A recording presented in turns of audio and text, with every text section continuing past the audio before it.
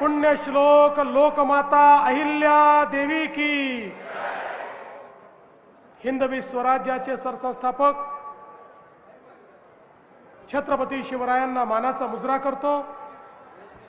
भारतीय राज्यघटनेचे शिल्पकार भारतरत्न डॉक्टर बाबासाहेब आंबेडकर यांना मानवंदना अर्पित करतो। आणि ज्यांनी खऱ्या अर्थानं लोकप्रशासन काय असतं हे आपल्याला दाखवून दिलं, त्या लोकमाता पुण्यश्लोक अहिल्यादेवी होळकर यांच्या अश्वारूढ पुतळ्याच्या लोकार्पण सोहळ्याच्या निमित्ताने आणि त्यासोबत महावितरणच्या उपकेंद्राच्या भूमिपूजन समारोहाच्या निमित्ताने मंचावर उपस्थित असलेले आपले पालकमंत्री चंद्रकांत दादा पाटील, सन्माननीय खासदार श्री विशालजी पाटील, सन्माननीय आमदार श्री सदाभाऊ खोत, श्री इद्रिसजी नायकवाडी, सन्माननीय आमदार श्री सुधीर दादा गाडगीळ, जयंतराव पाटील, सुरेशजी खाडे, गोपीचंदजी पडळकर, सत्यजितजी देशमुख, विश्वजित कदम, सुमनताई पाटील, अशोक काकडे, या ठिकाणी उपस्थित माननीय अण्णासाहेब डांगे, विशाल नरवाडे, सत्यम गांधी, संदीप घुगे, दिनकर पाटील, नितीन शिंदे, पृथ्वीराज देशमुख, रमेश शेंडगे, जयश्रीताई पाटील, सम्राट महाडिक, समित कदम, नीताताई केळकर, मकरंद देशपांडे, शेखर इनामदार, प्रकाश ढंग, मनगू सरगर, संतोष पाटील, संजय बजाज, स्वातीताई शिंदे, रोहिणीताई पाटील, पृथ्वीराज पवार, मनोज सरगर, पद्माकर जगदळे, अतुल माने, पृथ्वीराज पाटील, सिद्धार्थ गाडगीळ, दीपक शिंदे, अतुल माने, सचिन सरगर, दत्तात्रय ठोंबरे, राहुल पुजारी, भूपाल सरगर, या ठिकाणी उपस्थित सर्व माझ्या माता भगिनी आणि बंधूंनो, आजचा दिवस हा माझ्याकरता अतिशय महत्त्वाचा दिवस आहे। आज सकाळी मी इचलकरंजीला होतो, त्या ठिकाणी पहिल्यांदा छत्रपती शिवाजी महाराजांच्या पुतळ्याचं दर्शन घेतलं।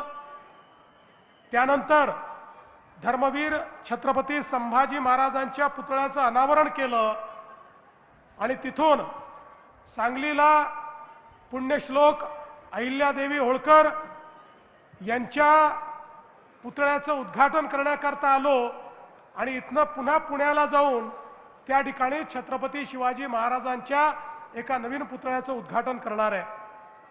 मला असं वाटतं की ज्यांनी आपल्याला स्वाभिमान दिला, ज्यांनी आपल्याला लोकप्रशासन दिलं, ज्यांनी न्याय आधारित व्यवस्था काय असते हे आपल्याला शिकवलं, अशा प्रकारच्या या महान व्यक्तिमत्वांचं दर्शन घेणं आणि त्यांच्या पुतळ्याचं उद्घाटन करणं हा माझ्या जीवनातला एक महत्त्वाचा क्षण मी समजतो।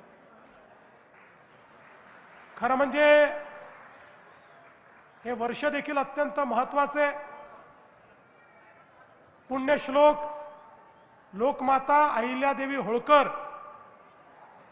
यांच्या 300व्या जन्मशताब्दीचं हे वर्ष आहे आणि अशा या वर्षामध्ये सांगली महानगरपालिकेतील या भव्य अशा चौकामध्ये महाराष्ट्रातला सर्वात मोठा पुतळा हा लोकमातांचा या ठिकाणी लावला। मी त्याबद्दल सांगली महानगरपालिका आणि मंचावरील सर्व नेते मंडळींचं अतिशय मनापासून अभिनंदन करतो, त्यांचे आभार मानतो। आपण जर मध्यम युग बघितला तर मध्यम युगामध्ये अनेक शासक झाले, पण छत्रपती शिवाजी महाराज असतील, पुण्यश्लोक अहिल्या माता असतील, यांचा जो राज्यकारभार आपल्याला पाहायला मिळतो, यामध्ये खऱ्या अर्थानं लोकशाहीची तत्व, समतेची तत्व या राज्यकारभारात आपल्याला पाहायला मिळतात.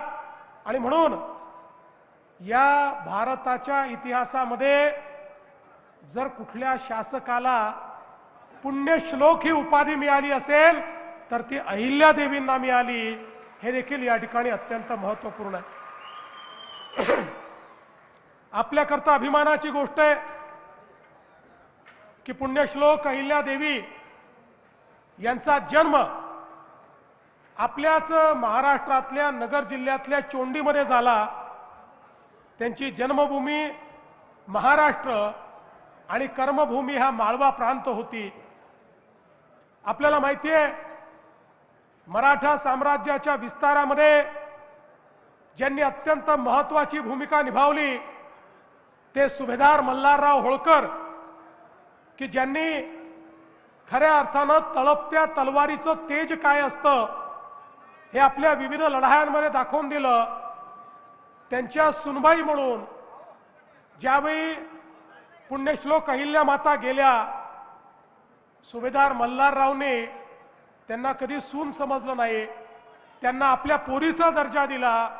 आणि त्या माध्यमातनं आपल्याला कल्पना आहे की पुढच्या काळामध्ये पतीच्या निधनानंतर ज्यावेळी त्यावेळच्या अतिशय अनिष्ट अशा प्रकारच्या प्रथेप्रमाणे त्यांनी सती जाण्याचा निर्णय घेतला, त्यावेळी मल्हारबांनी त्यांना सांगितलं की या राज्याची जबाबदारी तुला सांभाळायची आहे, या जनतेची जबाबदारी तुला सांभाळायची आहे, या जनतेला उत्तरदायी तुला व्हायचं आहे. आणि म्हणून आता शोक त्यागून दे, शोकात न राहता आता इतरांच्या चेहऱ्यावर हास्य कसं फुलवता येईल याचा प्रयत्न तू कर. आणि त्यातनं प्रेरणा घेऊन आपल्याला कल्पना आहे की पुण्यश्लोक अहिल्यादेवींनी 28 वर्ष सतत राज्यकारभार चालवला.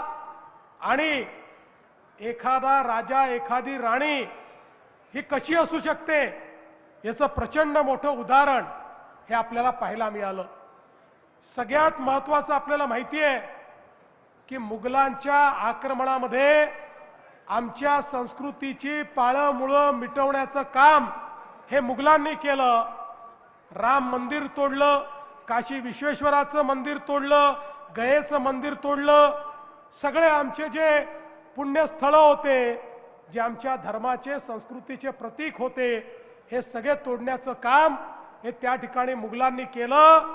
पण त्याच वेळी या सगळ्या मंदिरांचा जीर्णोद्धार करून पुन्हा एकदा आमच्या संस्कृतीला पुनरुज्जीवित करणारा जर कोणी असेल तर ते आमच्या पुण्यश्लोक अहिल्याबाई होळकर होत्या, ज्यांच्यामुळे आमच्या संस्कृतीचं पुनरुत्थान झालं. आज उत्तरेकडचं कुठलंही मंदिर बघा, दक्षिणेतलं कुठलंही मंदिर बघा, पूर्वेमध्ये आपण गेलो तर त्याही ठिकाणी जगन्नाथपुरीचं मंदिर बघा, पश्चिमेत आपण गेलो तर महाराष्ट्र आणि गुजरात मधली मंदिरं बघा, तिथले तट बघा, तिथले घाट बघा. या प्रत्येक ठिकाणी एकच नाव निनादत असतं आणि ते नाव म्हणजे लोकमाता अहिल्याबाई होळकरांचं नाव आहे. हा सेतू हिमाचल या भारताच्या संस्कृतीला त्या ठिकाणी पुनरुज्जीवित करण्याचं काम, त्याचं पुनरुत्थान करण्याचं काम हे अहिल्यादेवींनी केलं. आणि म्हणूनच राम मंदिर आणि काशी विश्वनाथाच्या पुनरुत्थानाच्या वेळी आपले प्रधानमंत्री मोदीजींनी सांगितलं की आज आपण हे करू शकतो आहे कारण कधीतरी मुघलांच्या आक्रमणामध्ये या मंदिरांना वाचवण्याचं काम हे पुण्यश्लोक अहिल्यादेवींनी केलं. आणि म्हणून आज याची निशाणी आपल्याकडे उपलब्ध आहे.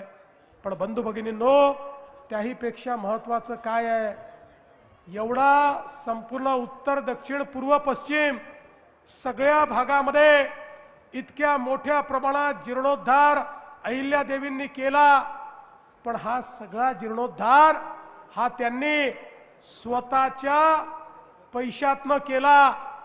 जो माहेश्वरचं त्यांचं राज्य होतं, माळव्याचं जे राज्य होतं, त्या राज्याच्या तिजोरीतून एकही पैसा त्यांनी घेतला नाही, तर वैयक्तिक त्यांचं जे इन्कम होतं, वैयक्तिक त्यांच्याकडे जो निधी होता, त्या निधीतनं लाखो लाखो रुपये खर्च करून संपूर्ण देशामध्ये त्यांनी जीर्णोद्धाराचं काम केलं आणि आपल्या राज्यातला पैसा मात्र राज्यातल्या सामान्य गोरगरीब जनतेच्या हिताकरता वापरण्याचं काम त्यांनी केलं।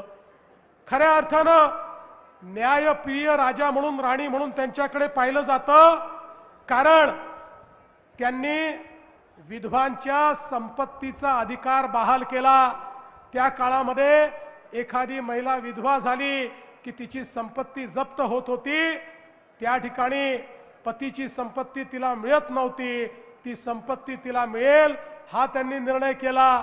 महिलांना शिक्षण मिळेल हा त्यांनी निर्णय केला, महिलांना अधिकार मिळेल हा त्यांनी निर्णय केला आणि त्यासोबत गरीब आणि महिलांकरता वेगवेगळ्या प्रकारे शिक्षण असेल, रोजगार असेल, अशा अनेक गोष्टी त्यांनी केल्या। आपल्याला माहिती आहे माहेश्वरमध्ये त्यांनी साडीचा आणि विणण्याचा व्यवसाय आणला, विणकर आणले, त्यातनं अतिशय तलम कापड तयार केलं आणि माहेश्वरचं कापड आणि माहेश्वरच्या साड्या केवळ भारतामध्ये नाही तर भारताबाहेरही जायला लागल्या आणि मोठ्या प्रमाणात रोजगाराची निर्मिती करणाऱ्या अहिल्यादेवी होत्या। एवढंच नाही तर आपलं राज्य हे सुरक्षित राहिलं पाहिजे म्हणून पहिल्यांदा 17 प्रकारचे कारखाने त्या माहेश्वर राज्यामध्ये उघडणाऱ्या अहिल्यादेवी होत्या। त्या माहेश्वर राज्याला किंवा माळवा प्रांताला सुरक्षित ठेवण्याकरता जो दारुगोळा लागायचा, ज्या तोफा लागायच्या, जे शस्त्रास्त्र लागायचे, हे सगळे त्यांच्या स्वतःच्या कारखान्यामध्ये तयार व्हायचे आणि त्याच्या माध्यमातून त्या ठिकाणी एक प्रकारे रोजगाराची निर्मिती व्हायची आणि आपलं राज्य देखील पूर्णपणे सुरक्षित त्या ठेवायच्या। त्या काळामध्ये घाटामध्ये ज्यावेळी दरोडेखोरांचा सुळसुळाट झाला, त्यावेळी रानावनात राहणाऱ्या भटक्या आदिवासी सगळ्यांना एकत्रित करून त्यांची सेना तयार करून त्यांना त्या ठिकाणी प्रशिक्षित करून त्यांच्या हातामध्ये शस्त्र देऊन त्यांनाच त्या घाटाची रानावनाची सुरक्षा दिली आणि लोकांना लुटणारे जेवढे लुटारू होते त्या लुटारूंवर कारवाई करण्याचं काम हे अहिल्यादेवींनी केलं। एवढंच नाही तर पहिल्यांदा महिला सैनिकांची तुकडी तयार करणाऱ्या देखील अहिल्यादेवी होळकर होत्या, ज्यांच्याकडे स्वतंत्र आमच्या महिलांची सैनिकांची तुकडी होती आणि स्वतः लोकमाता अहिल्यादेवी लढाईमध्ये समोर असायच्या, हत्तीवर बसून लढाईचं नेतृत्व करणाऱ्या अशा प्रकारच्या वीरांगना आमच्या लोकमाता अहिल्यादेवी होत्या। न्यायालयाची स्थापना केली। आपण आज जी न्यायालयाची पद्धत पाहतो तसं ग्राम न्यायालयापर्यंत प्रत्येक ठिकाणी न्यायालय त्यांनी तयार केले आणि सगळ्या न्यायाधीशांना सांगितलं गरिबाला न्याय मिळाला पाहिजे। न्याय जर श्रीमंतांनी विकत घेतला, श्रीमंताच्या दबावात येऊन केवळ तुम्ही न्याय दिला तर तुम्हाला पदच्युत करण्यात येईल, हे सांगणाऱ्या लोकमाता होत्या आणि म्हणून त्यांच्या राज्यामध्ये गरीबातल्या गरीबाला देखील न्याय होता। ही न्यायप्रिय व्यवस्था तयार करणाऱ्या लोकमाता होत्या आणि म्हणून त्यांच्या राज्यकारभाराच्या संदर्भात आपण अनेक गोष्टी सांगू शकतो। मध्यंतरीच्या काळामध्ये त्यांच्या 300व्या जयंतीच्या निमित्ताने या ठिकाणी आपण एक अतिशय सुंदर अशा प्रकारचं एक फोटो बुक तयार केलं, ज्याच्यामध्ये सुंदर असे त्यांच्या इतिहासाचे फोटोग्राफ आणि त्याचा इतिहास लिहिला आणि मला सांगताना आनंद वाटतो हे जे पुस्तक आहे ते महाराष्ट्र शासनाच्या वतीनं भारतातल्या सगळ्या मुख्यमंत्र्यांना आणि सगळ्या गव्हर्नरला मी पाठवलं आणि त्यांना सांगितलं की राज्यकारभार कसा चालला पाहिजे हे लोकमातेकडनं शिकण्याकरता हे पुस्तक मी तुम्हाला देतो आहे। आणि खऱ्या अर्थानं चोंडीचा विकास आराखडा, आज अण्णासाहेब डांगे या ठिकाणी आहेत. अण्णासाहेबांनी चोंडीमध्ये पहिल्यांदा त्या ठिकाणी आमच्या लोकमातेचं जे स्मारक आहे ते स्मारक तयार करण्याचं काम हातामध्ये घेतलं.